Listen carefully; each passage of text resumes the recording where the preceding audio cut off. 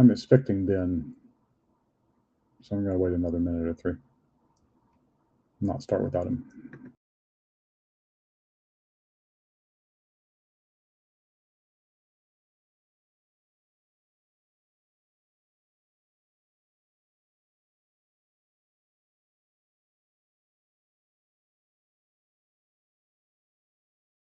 Has anyone heard if Martin is able to make it? I'm expecting Martin also. Sweet.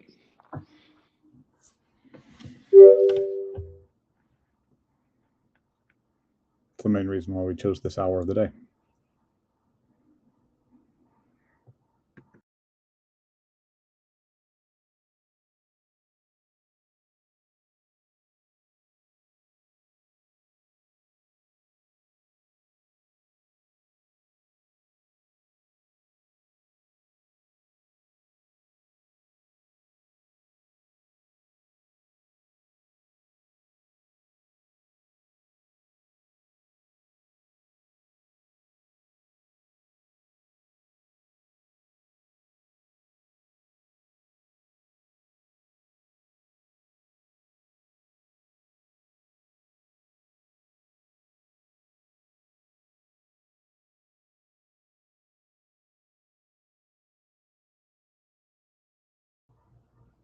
Well, hello, the gang that's all here.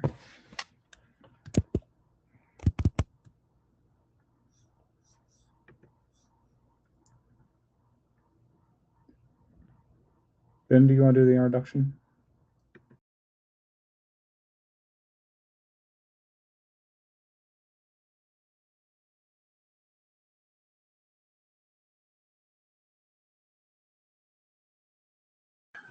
You're just going to throw him right under the bus on his first day back, aren't you? You know, that was the plan. Give me just a second. It's nice under the bus. Join us, Ben.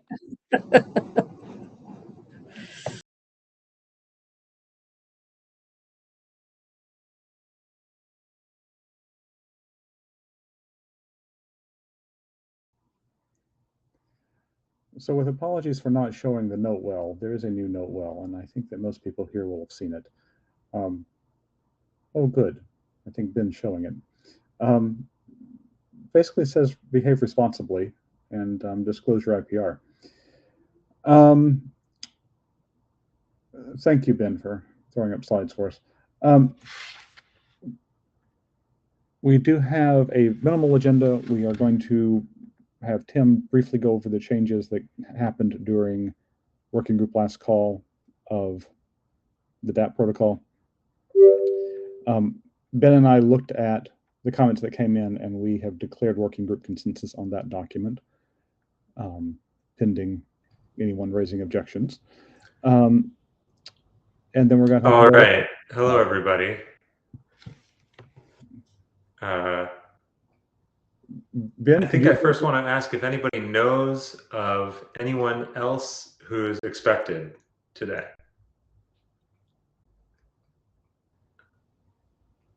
Ben, it sounded like you couldn't hear me.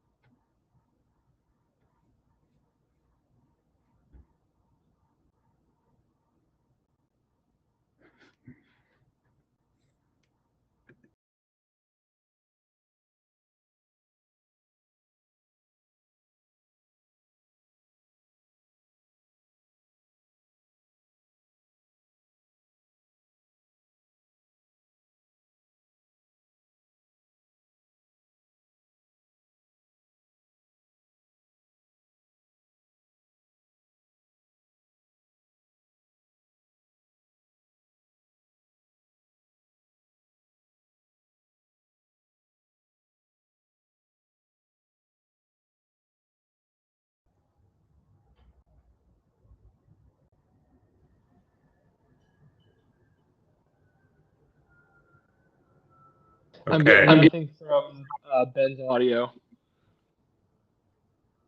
I hear you, Chris. Great. Are you hearing me now? I hear you too. Okay, thank you. Okay. We have progress. I briefly said some words about both the note well and the agenda. Are there any other agenda items that we're missing? It's an open question to the room. One thing to talk about briefly, this might actually be covered in Tim's slides, but the status of the VDAF draft. There's some late breaking changes that we decided to make at CFRG. So I'll make folks aware of them if they're not already. I think everyone here is, though.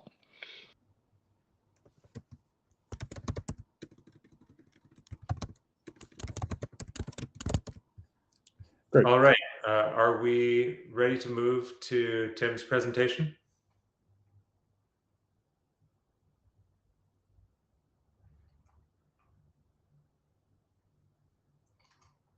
Sam, are we good to go? We're good to go. All right.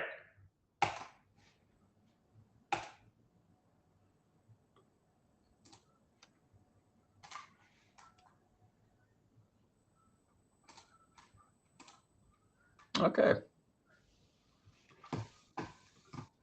All right. Thank you, chairs. Hopefully this is the right set of slides, but if it's not, there were some mistakes in one of the versions I uploaded, but I can talk around them if the wrong ones showed up here.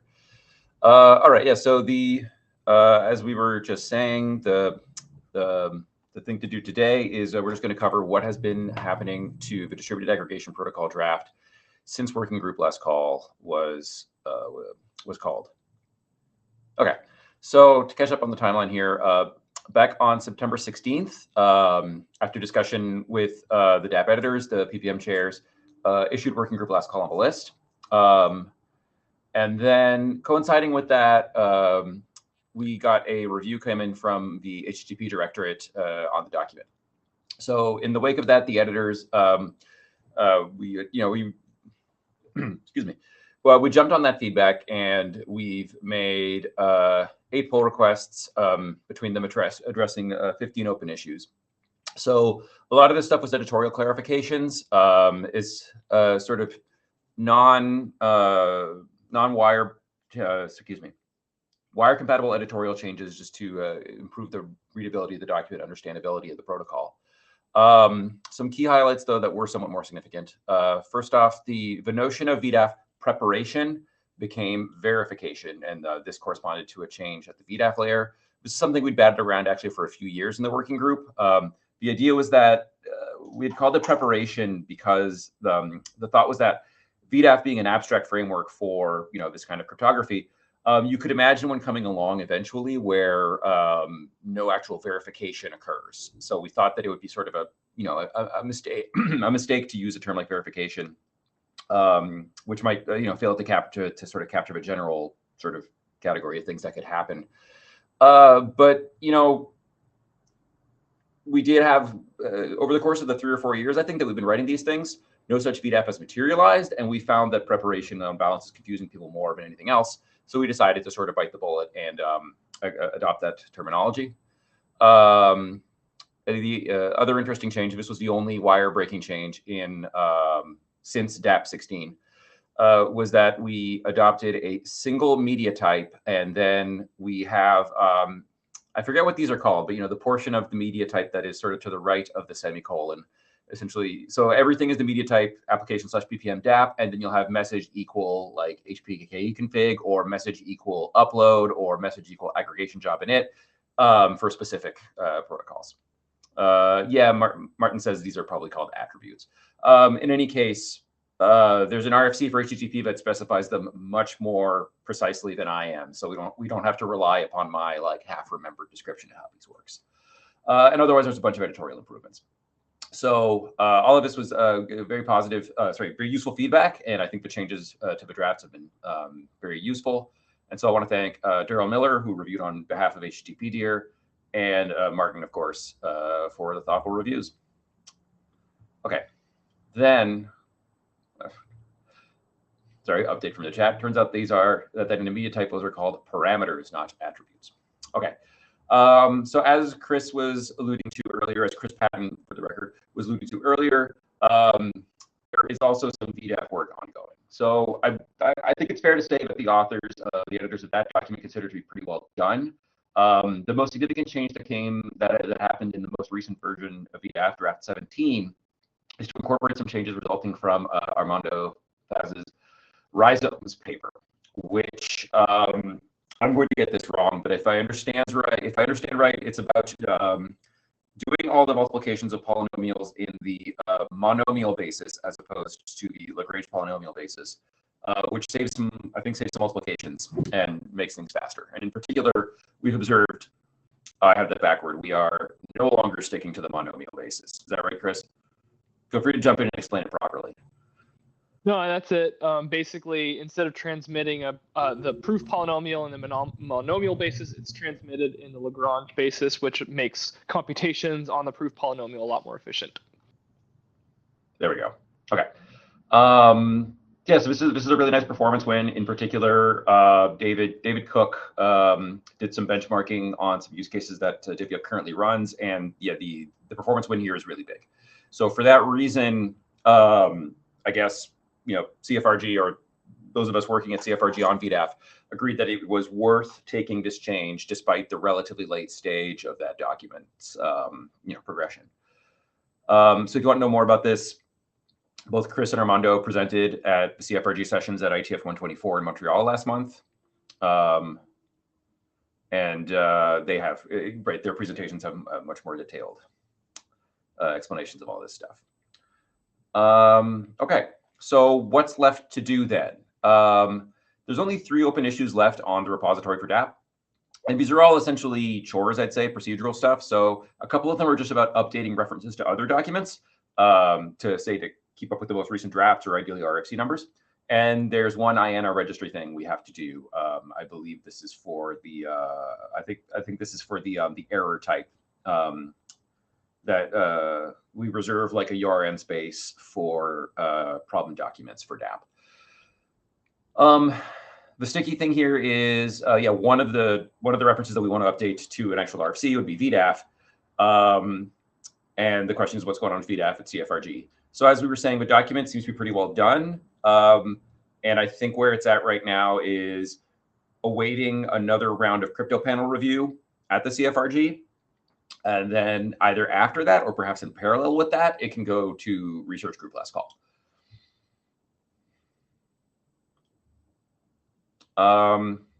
Right. So then, as we said earlier, DApp went to working group last call on September 16th. Is that right? Yes, it is. Sorry. And when that was announced, it was what the chair said was that that period would end on October 7th. So the question is, what's next? Now, Sam, I think you essentially laid out already at the top of this session what is next. But yeah, maybe this would be a good moment to recap that. So yeah, so I think the question is like, what do we want to do next with DApp? And then what are the implications of VDAP's status over at CFRG for DApp next steps? I think before I say more from the chair's perspective, I want to see if there's any other comment in the room. Does anyone else who's here have new things to add or questions about the changes that Tim has made?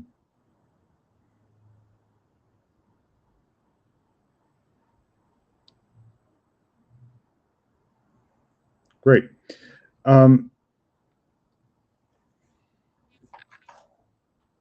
Other than resolving the IANA issue, which I think we should do before we push this to the IESG, I think I'm inclined to push it to the IESG and have it sit on the VDAF reference in that process rather than here. Does that work? Go ahead, Chris. So the only substantive change is the reference to the VDAF draft. For anyone implementing DApp like from the spec as it is, what matters is that there's a breaking change. There's the next version of the VDAF draft is going to be incompatible with the prior version of the VDAF draft. So that's all I can think of, but I think that's all I can think of. I would point out that sorry, DAP versions are going to be incompatible anyway, just because we changed a string that we use for domain separation in a bunch of places. So it's actually, I think, a pretty minor disruption to implementations, right? Yeah, for what it's worth, I don't think anybody actually is going to care in practice, but it's just I wanted to point out that yeah.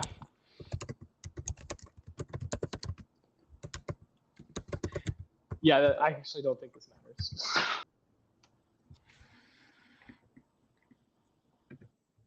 Hey, I want to make sure I understand what you're saying about the VDAF changes.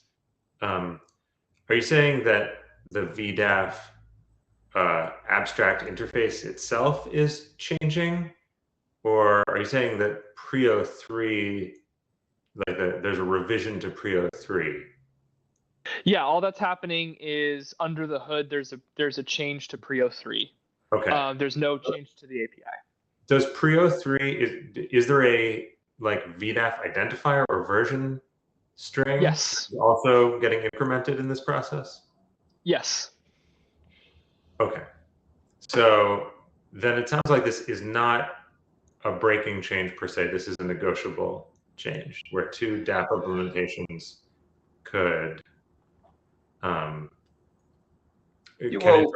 say Prio 3 revisions that. No, I mean, what I would say is that what'll happen is one of the DAP implementations will be using the string like DAP-17 in its domain separation. The other one will be using DAP-16, right, such that they'll be unable to, encrypt and decrypt messages to one another. So that, but separately from that, you're saying that Prio 3 is not versioned separately from DAP. Is that correct? Prio 3 doesn't, like the different draft iterations of Prio 3 don't have their own. I don't think so. I don't think that there's a version thing like under the VDAF layer, sort of. What it is that DAP of a given version, right, references VDAF of a specific version. So, right. So it's assumed that if you're doing, well, we haven't yet released DAP-17, of course. I probably should have ahead of this meeting. I apologize. Anyway, if you're doing DAP-17, then like by definition, you have to be doing VDAF-17. And yeah, what Martin said. There is not a risk. There's not a risk of like implementations that speak to different DAP draft versions, like accidentally functioning together. Right, but also like even if the endpoints are speaking the same DAP version, DAP is in general, or VDAF in general, is sort of an extensible interface where new VDAFs can be defined in the context of a new DAP version. So that's, I guess, what I'm trying to understand here is old Prio 3 and new Prio 3, are those different VDAFs? They're different VDAFs. Or are they, it sounds like actually, in a sense, they don't exist in the same universe together.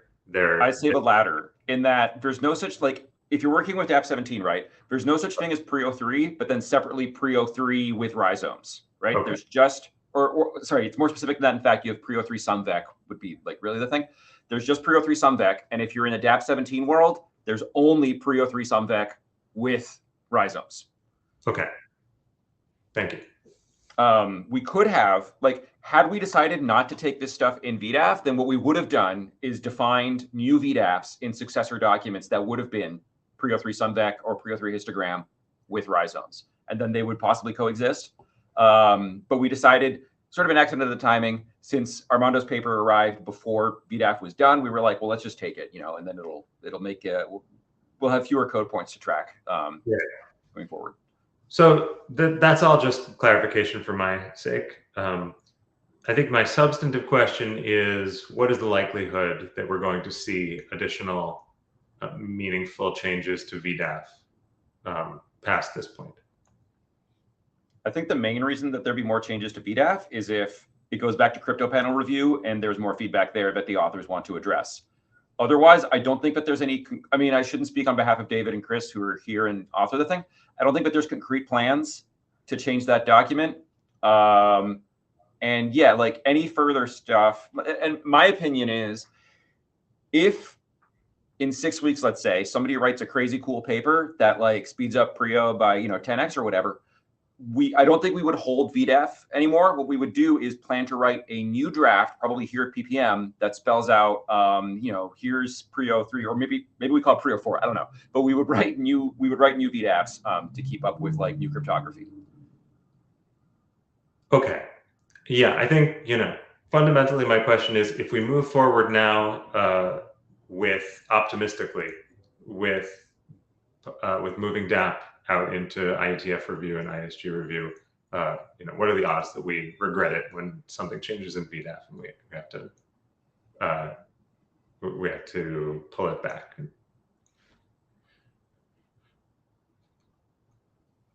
I think we're unlikely to see any API changes. The VDAF shape isn't going to change. Okay.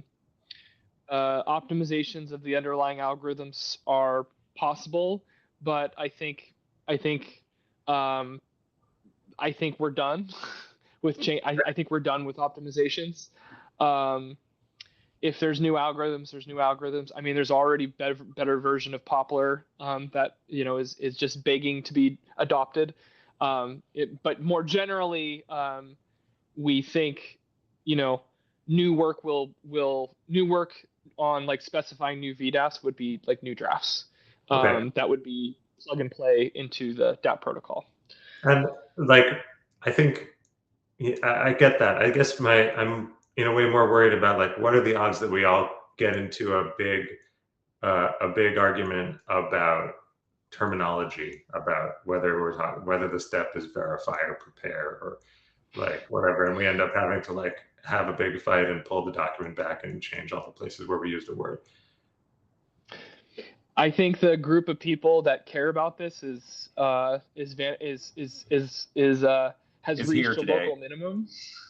So okay. I think let's. I mean, it was Martin's comment that led us to change prep to verify, and as long as Martin has nothing more to that he wants to change, I think we're good. But I continue to be happy to take feedback of that nature. Yeah. Yep. Oh, okay. Thank you. Oh yeah. Yeah. So as Chris says, there's no intent to change anything here. I think on most people's part, and I don't care concretely about the possibility that something's wrong. You just need to stage this in the right order. I think like the process will run in CFRG, and we don't anticipate anything changing. And so the code that goes out with the -17 code points in it will probably be the identical code to the things that has those -17s removed at some point, right? It will be a different thing at that point, but that will be the only change that you make in the code.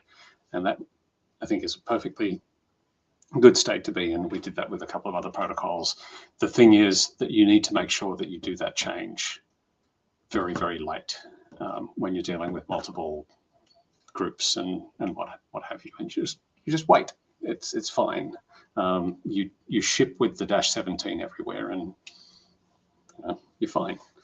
And at some point you go, are we going to change over? And you change over. And as long as, I don't know about the code that you're maintaining, but you can probably have multiple code points active at the same time. And then adding the final code points is a matter of preparation once you're done out the other end.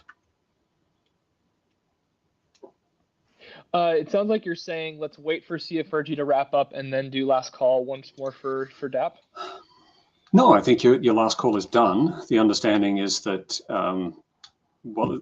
you don't change the code points until you're much more sure that things are done. Oh, yeah. So we're definitely not changing the code points. So there is we include the version of the VDAF draft in Prio and Poplar for domain separation. Right.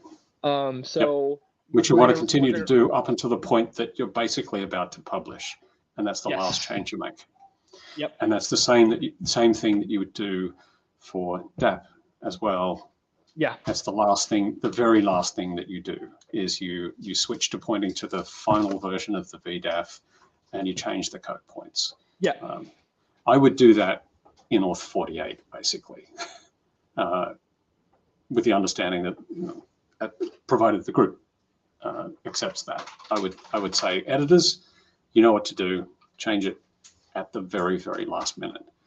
Then there's no risk that anything's going to change. And it's not going to affect any product deployments or anything. You can just deploy the products on 17 and everyone's going to be perfectly happy. So I think that this will all work out.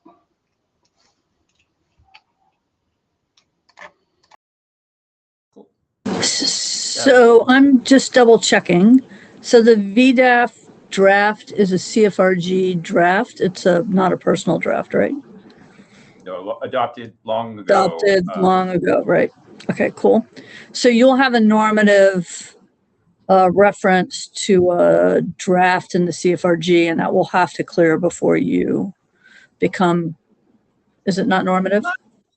To be honest, I don't know. I'm never sure if it's like kosher to normatively refer to CFRG docs or because that's a research group and they write papers and so on. But yeah, we will have we have a reference to CFRG.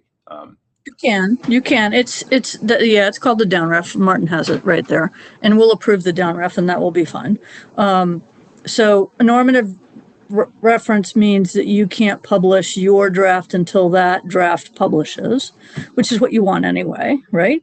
The IESG process takes a fair bit of time. I think the average time in the editor's queue right now is 12 weeks. So unless you think CFRG is going to take a long time, they may beat you still, right? I think the problem is we really have no idea. I suppose it depends upon whether it's going back to crypto panel review, because crypto panel review, it's down to like the willingness and availability of volunteers. Yeah, incidentally, actually, I agree with Martin. 12 weeks is much less than I thought you were going to say. I thought you were going to say more like 6 or 7 months. Anyway, I don't know whether CFRG will decide it needs more crypto panel, and I don't know whether somebody is teed up in crypto panel to do the review. So the other thing, I have two other things. One is Martin Thompson talking about Auth 48 is a good idea. You have 5 authors, and all 5 authors have to approve Auth 48. So in general, your Auth 48 is probably going to take you longer than you think it will, unless you have all 5 authors ready to roll, right? So I had an Auth 48 go through in 4 days, super fast. I think it's supposed to be 48 hours. I don't know what the 48 is supposed to stand for. Anyway, so the other thing that you can do is if you need me to contact the CFRG chairs and push the priorities of this, I can probably do that. Yeah, I don't think that would hurt. It's if you need it. Like, it's not something I do all the time. It's something I do when you need it to move. Right. I mean, the only thing I hesitate about there is that, like, CFRG has a lot of documents on its plate, and I think the CFRG is entitled to like make its own priority decisions. And I don't have if CFRG chairs were to say, well, why is VDAF more important than like whatever hybrid this or some other thing that they're working on, I don't have an answer to that question. I guess speaking as an individual, I'm happy to like wait in CFRG's queue as long as it takes, recognizing that it works on a volunteer basis and there's only so many of them. I guess I would just like to have confidence that eventually they'll get around to doing what needs to be done to move the document along. That's fine. And you want a good document, right? So you want as good a reviews as you can get your hands on because you want the best document you can get. So that's a perfectly fair statement. You may just sit and wait and misref, waiting for CFRG. I don't know. It depends. It just depends on how things roll out. And that's 12 weeks in the editor's queue. That's after it's finished the IESG process, right? You've got to wait for me to review it, which might be a little while. And then the IESG process is at least, IETF last call is 2 weeks and telechat is at least 2 weeks. So anyway, so I was just checking to make sure that you were just sitting with a normative reference that was a draft, but it was a CFRG draft. And so we're just waiting for it to work its way through the process. I don't have a problem with that. I think it makes perfect sense to put it into PubRec when you think you're ready for it, and wait for CFRG as you work your way through the process. Okay. Does that make sense? It does.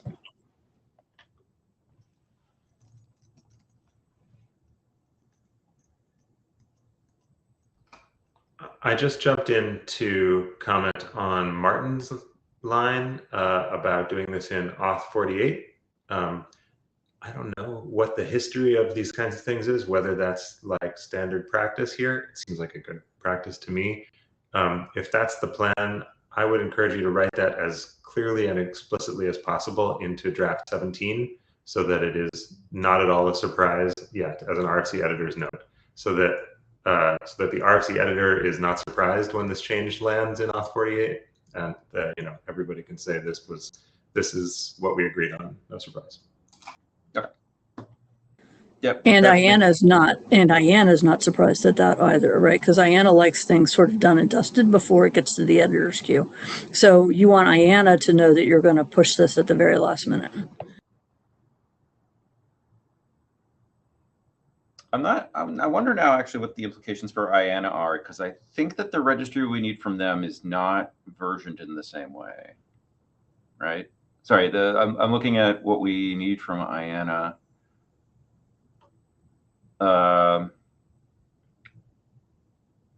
New registry will be, excuse me. It's just right. So it's just the code points for error document types and I think, no, not VDAF identifiers. Sorry, my point is that the stuff we need from Iana is not like versioned by the draft version. So it won't need to change as other documents advance to RFC status.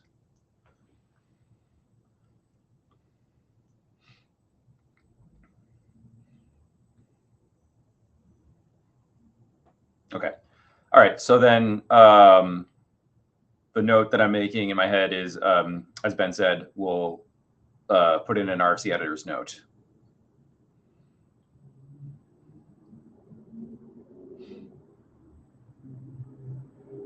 What? Chris, are you in queue? Yeah, I'm in the queue. I just wanted to mention the decision was that CryptoPanel would review the diff for the VDAF draft. They have not committed to doing that. So I've sent a couple emails. Yeah, it would be nice. It would be nice to get it done sooner rather than later. And you know, we do want their review. Like it's conceptually a simple change, but it's going to be a lot of text to make that change. So it's not an insignificant change that we're making in the latest version. It should be obvious to them that it's fine from a security perspective, but you know, famous last words.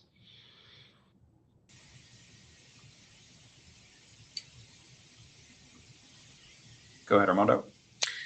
Yeah, I want to suggest about like this last change on out 48. We have something similar on the BOPRF draft. We have like the domain separation string to be the draft, you know, draft 10, draft 11, and eventually we were looking to have a RFC something in the domain separation tag, but I think we change because it's gonna create like this issue to change on the last minute the vectors, and many things will move. So some recommendation that I can recommend from experience is just like better choose one domain separation tag, doesn't matter which one is, and then publish one draft with that new test vectors, so we can check, like the different implementers can check what's going on with these new vectors rather than waiting for the RFC number.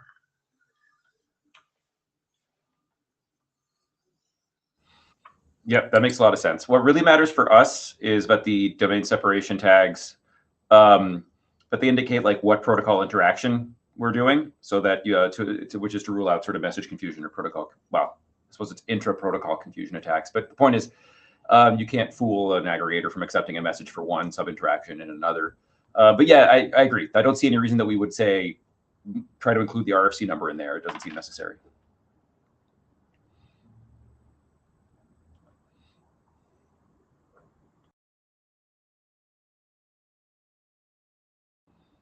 Okay, so that's it for the queue. So I think then, the next step here is for me, I suppose, to make, let's see, make a PR to add the notes to the RFC editor that we discussed. I need to check. I think there might be a dangling reference to like a draft of privacy pass that should be updated to the RFC. And then once we have those changes in, we'll release draft 17 to the data tracker. And then I think we can ask Ben and Sam to, kick this along to the next stage while we wait for CFRG stuff to happen, right? Yeah. So I'm going to jump in here without consulting my co-chair and say we're also going to need a shepherd. And we've been advised that the shepherd should not be one of the co-authors or editors. So if you are somebody who would like to be a shepherd, or if you know somebody who would like to be a shepherd, we are looking around for that. Chris Patton? I think it'd be worth asking either Ecker or Chris Wood. They haven't been active contributors in a long time, or editors in a long time. Ecker gave a review pretty recently, which was very, very useful. But we were sort of writing PRs for those fixes. So I don't know. They might be down.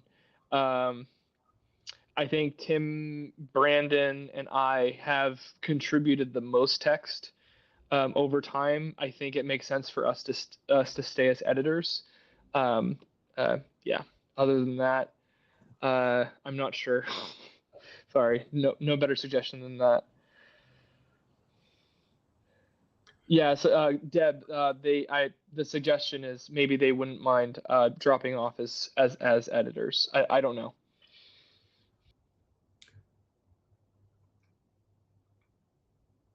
Thanks for the suggestion. We can follow up with them.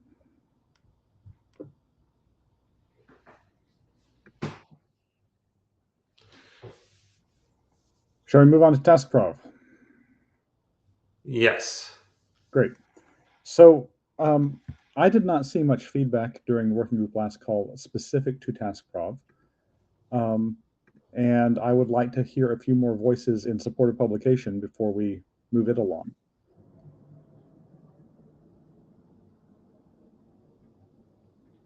Do we have any of those?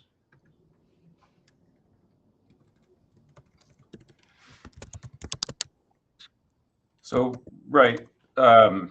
We've implemented TaskProv in our DAP aggregator, and we've been using it in production for some time now.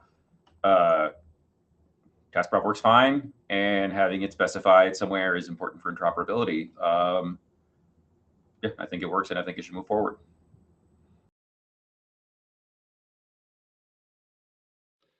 So I think it's pretty much done. If I'm looking at the issues that are up, we also need to cut a draft. We're waiting for DAP and TaskProv to get DAP and VDAF to be updated. And then we have an error type registration thing that's related to the DAP issue about IANA stuff that we just need to do our homework on. So yeah, I think it's done otherwise.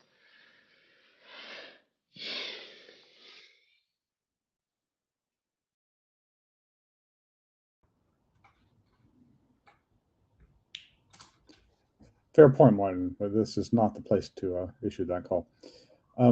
I think maybe we'll reissue that call on the list and see if we can get a couple more voices, just to reassure us. before we ask the IASG to spend their time on it. So first of all, Tim, I would love to know more about your deployment of TaskProv, about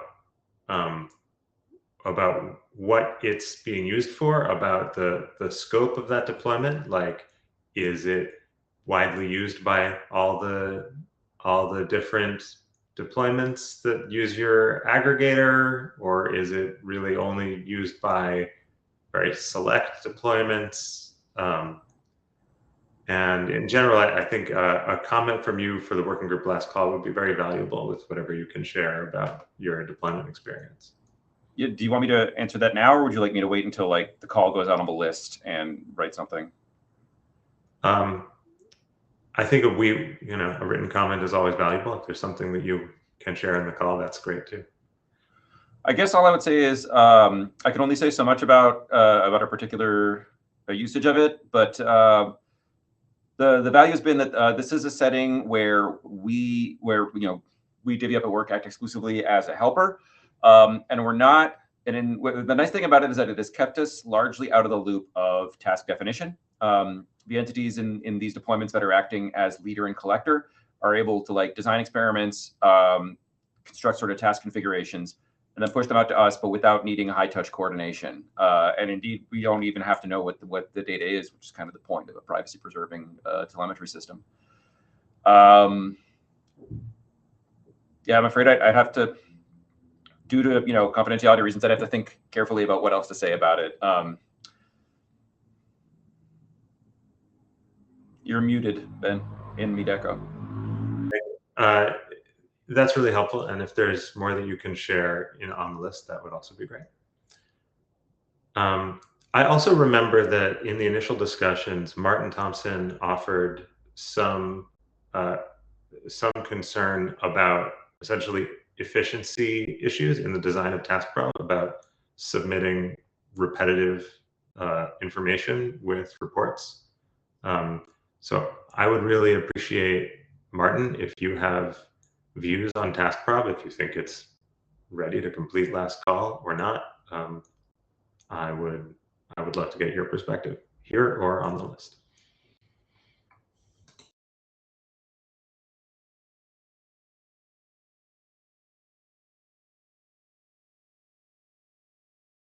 Yeah, I think this is about I think this is related to a concern that Meta had brought up, or rather Alex from Meta, about if you're doing bulk upload, which we support now, so you can have multiple reports in the same upload request. If the public extensions are essentially identical across those reports, you can do some compression to within the protocol to send less data, basically. And the way we resolve that is we decided HTTP compression is good enough. So I think that's where that stands. So that's for bulk uploads, which is an important case. But also just in general, I have the impression that in TaskProv, even if you're doing sending reports one by one, not in a bulk context, that you're still including additional TaskProv information in every report. Oh, and yeah. So that was so this is now kind of so this is if you're advertising the task configuration in an HTTP header. Okay. This is optional in the protocol. A client doesn't have to do this. So if all you're looking for is like the task binding property, then you don't actually have to send. You expect that the aggregator knows what the task configuration is. Okay, great. And then I'll add another thing. So I raised that concern with some early versions of TaskProv, and in particular, what's concerning is when a task configuration descriptor, I think it's called, is included in the upload interaction, because then you have like one-to-one this, not enormous, but not insignificant task description blob for each report that gets uploaded. But consider a setting where one particular entity controls both like the clients participating in an aggregation and the leader. But then, some independent party is the helper. So at that point, the interaction between the client and the leader doesn't actually need to be DApp, right? Except for those messages that are, say, encrypted ultimately to the helper. Those naturally need to like conform to the protocol. The clients of a leader can do whatever bespoke thing they want, since like, some entity controls both of those ends. But TaskProv still is extremely valuable in the interaction between the leader and the helper, because this is a way for the helper to dynamically be informed of task configurations. But the cost there gets amortized, right? Because in the leader-helper interaction, the task config blob goes with an aggregation job, and aggregation jobs can contain, its implementation defined or task, or it'll be a individual task parameter. But you'll amortize the cost of the task configuration across potentially thousands of reports. Thanks. That is helpful. Although I want to be sure that this doesn't mean that we're effectively encouraging people not to use DApp on the upload path. No, I wouldn't say so. But to be honest, I would say that if you're in anybody who's finds themselves in a position of controlling both the clients and the leader, like, yeah, should feel free to do whatever they want, so long, right? I mean, if they control both ends and are willing to wrangle the deployments, so long as whatever they do to the protocol doesn't, make it harder for a helper to participate. Okay. Well, thanks everybody for helping me understand that. I think we are going to solicit some more comments on the list, and it would be great to have your input there too.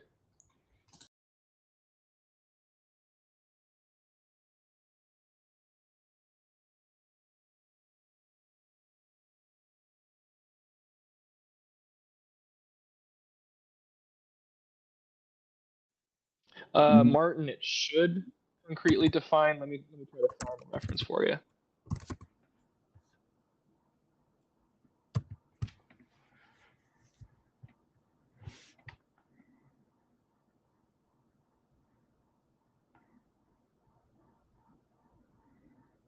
Good job using our meeting and its multiple media of communication for real-time work. I love it.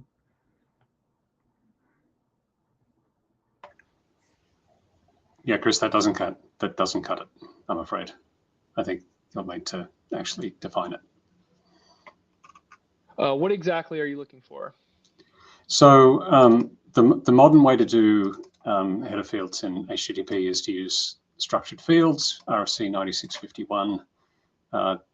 This doesn't, and that's a problem. But it also doesn't define it, 9651. Okay. And you'll want to do that. The cost is that you have to pad the base 64, I think, and you have to put like colons around either side of it. But in exchange for that, you'll save yourself a whole bunch of effort, because there's libraries out there that just do the parsing and whatnot, and deal with all of the various problems that you might get. And you need to concretely define it. 9651 walks you through that process. Awesome. Let me file an issue and make sure you agree with the outcome there. Great. Yeah, I was going back and forth searching for DApp TaskProv, and there's one section that points to section 3, and another one points to section 4, and then you pointed to 4.2, and yeah, it could be cleaned up a little bit, I think.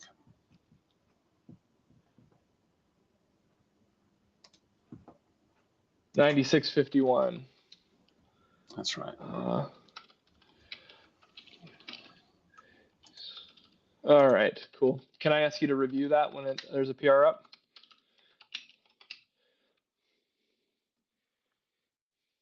Thanks.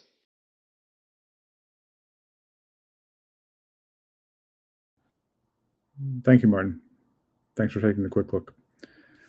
As Ben said, we'll probably solicit more comments on TaskProv on the list.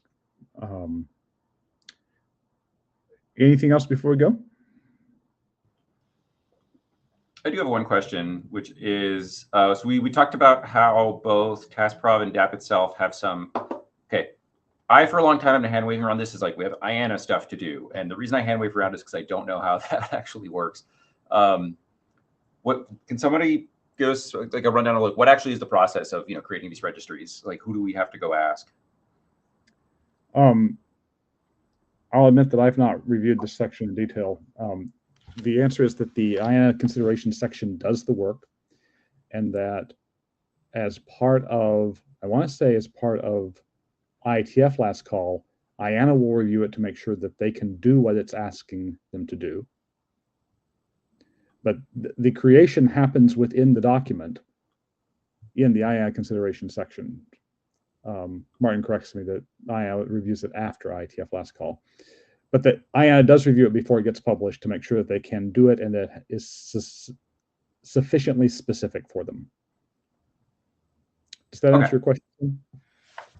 It does. In particular, there is no, say, IANA review step. Well, sorry, there's review for like correctness, that our request for a registry or our definition of a registry is well formed.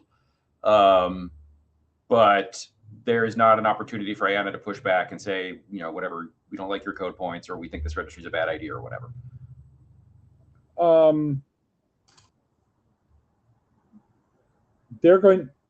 I would expect their pushback to be of the form, you have not given us clear enough instructions to manage this registry going forward.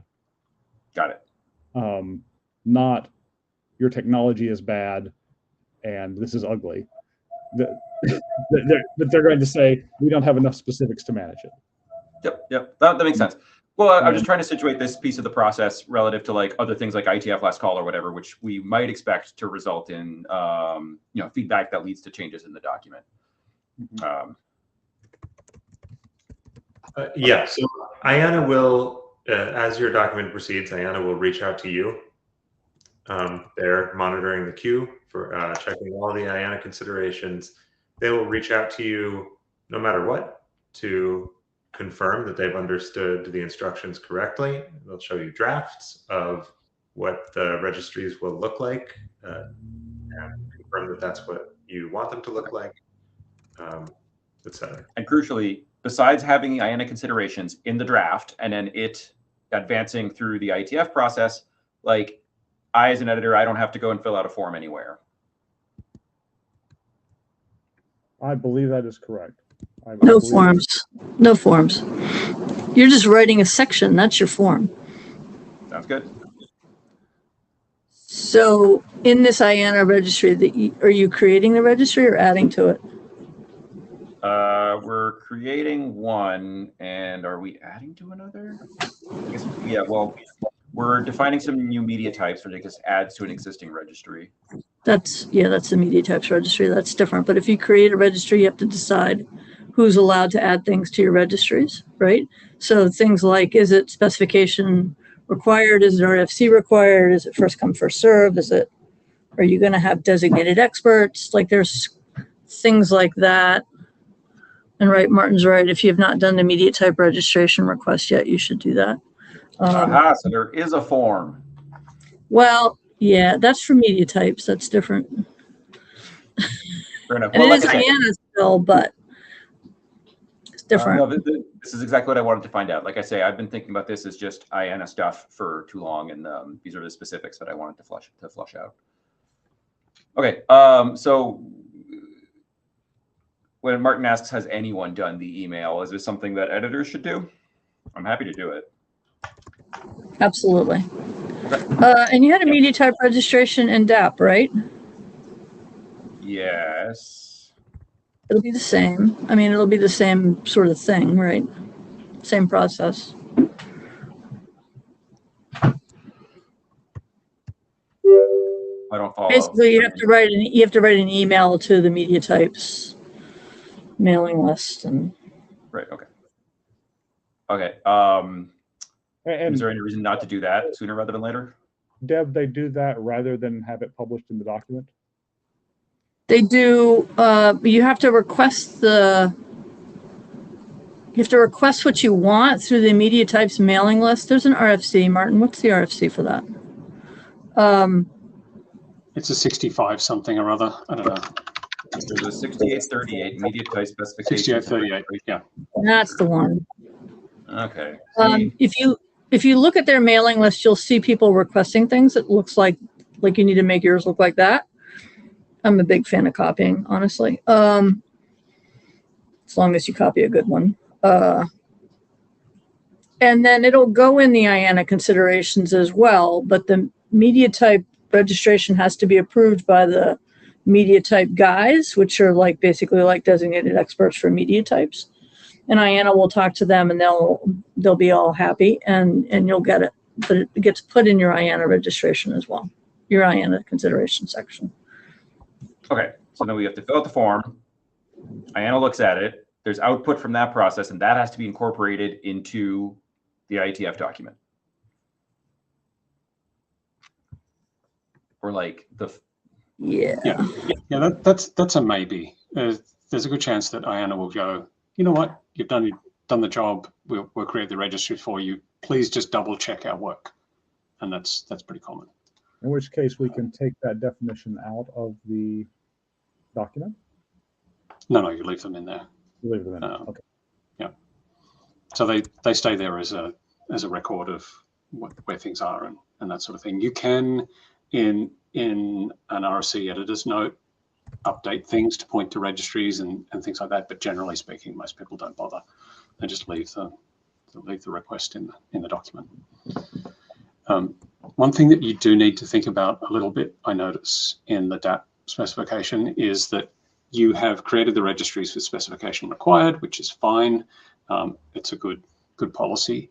Generally speaking, specification required is the combination of expert review, and someone has to have a document that describes how it is the thing that they're adding works, which is ideal. But the ISG Deb will be responsible for assigning someone to act as an expert, and those people, which might be the authors or might be someone else, will have to know how to approve or disapprove new registrations. So it's worth adding one paragraph to say how the designated expert is expected to behave when a registration request comes in. And you can look at a bunch of other things. It seems like the policy that we want is future documents written by PPM can extend these registries. And my thinking would be that the working group process of doing the thing, no, not good enough. Yeah, so there's a lot of people who think, oh, we need to control this, and what you end up with is interoperability failure because the requirements get too complicated for anyone to comply. And so what you want is simply the expert sits there and they say, is it coherent and is it not spam? And that's essentially the bar that you want to set for this one. So if some crazy person from the outside wants to define something and put it in the registry, you just let them do it, and no one's going to implement it. Right? Yeah, okay. I see what you mean. Right? Basically, we want to enable people to consume just a code point, but without consuming the working group time for writing a document. So Martin, is that not first come, first serve? It's not spam? No, first come, first serve is IANA does the spam check. I think the specification required says you have to write a spec. It has to exist, and the expert needs to be sort of convinced that you're not wasting everyone's time with this thing. It's a little bit higher above than first come, first serve. Yeah, I mean, I think that's wise. I mean, there's a lot of specification required registries that I've dealt with. When I pick DEs, I want 2 because you guys go on vacation and somebody has to be around. So 2 is my rule of thumb. And if they don't have 2 on them already, I make it 2. I mean, Chris was saying in the chat he'd volunteer. I would be happy to be the other designated expert. Yeah, it's not a lot of work for something like this. It's almost zero work. I'm expert on one of the high traffic registries. I'll be reviewing one of the things that you have in the DAP draft. It's fine. It's not a lot of work. But you do need to give. There's an RFC on writing IANA consideration sections 8126. Mm-hmm. You do need to give clear guidance as to what the specification needs to, what bar it needs to meet. Yeah. How tall it needs to be. I think the bar needs to be, it is plausibly a DAP thing that fits into that particular slot. It doesn't need to be anything anything too much.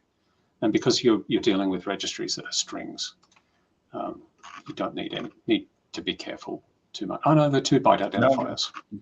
Yeah. Yeah, you need to be a little bit careful, which is why I think first come, first serve is probably not your first protocol. Yeah, exactly. No, not if it's little. Not if it's little. Precisely.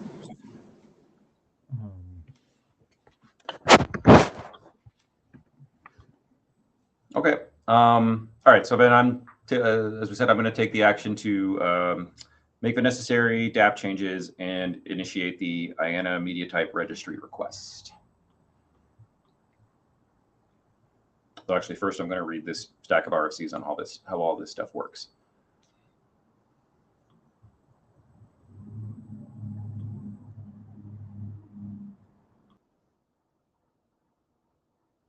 All right. Thanks, everybody. This was a lovely interim meeting. Thanks for saving us all an airplane ticket, or some of us an airplane ticket. Thanks all. Thanks, Deb, for being here, especially. Not a problem. It's what they pay me for.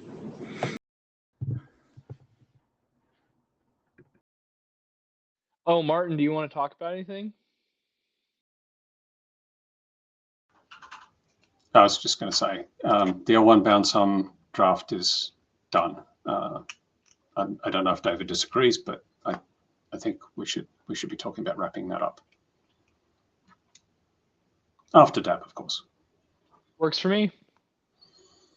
I haven't yet had a chance to review the whole thing, but I think it could wait till last call. So I'm not, unless you'd like me to review sooner. Review it when you think best. I defer to your judgment on that. It's your time. So we've implemented it. We haven't shipped it yet because we're sort of waiting on having a DAP 17 or DAP 18 or whatever it ends up being implementation before we roll out L1 bound sum. But yeah, I think the draft is in perfectly good shape and it should move forward. Although I also don't see a reason not to wait for DAP to be finished, if only because then you can fix the normative references from L1 bound sum to DAP. Did you want to adjust I forget if you have a range check in there. We're adjusting all the range checks in the core VDAF spec to match what was discussed on the list. Is that something that you guys are interested in aligning on? I personally don't think it's necessary. It also might not be applicable here. I think, well, we have a range check. I mean, it's on the sum, but it's only a 2 to the power of n check. So I don't know if that's affected by the changes in Prio 3. Yeah, so the changes that are currently in flight on the VDAF document are essentially to make the range check do any range check, not just power of 2, but take the same number of circuit inputs. So the only, I think this is my only change I want to consider before wrapping the document up is whether we adopt that same improvement in the L1 bound sum document. That kind of just like gets us to a better, like not having to do any trade-off between flexibility and input size. So we could do that. I think could probably be done. I'd be very happy to take that. Yeah, I think there've been a few people who are concerned about the power of 2 thing, and if we can eliminate that without, well, while making it cheaper, then I think we're on a winner. So let's do it. Sounds good.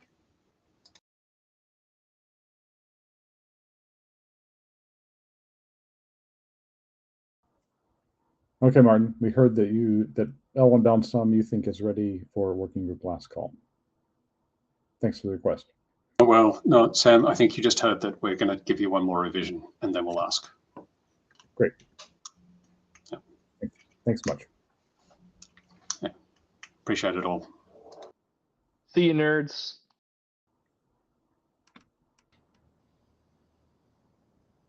Thanks, everybody. We'll see you in a while. All right. Very good. See you next time.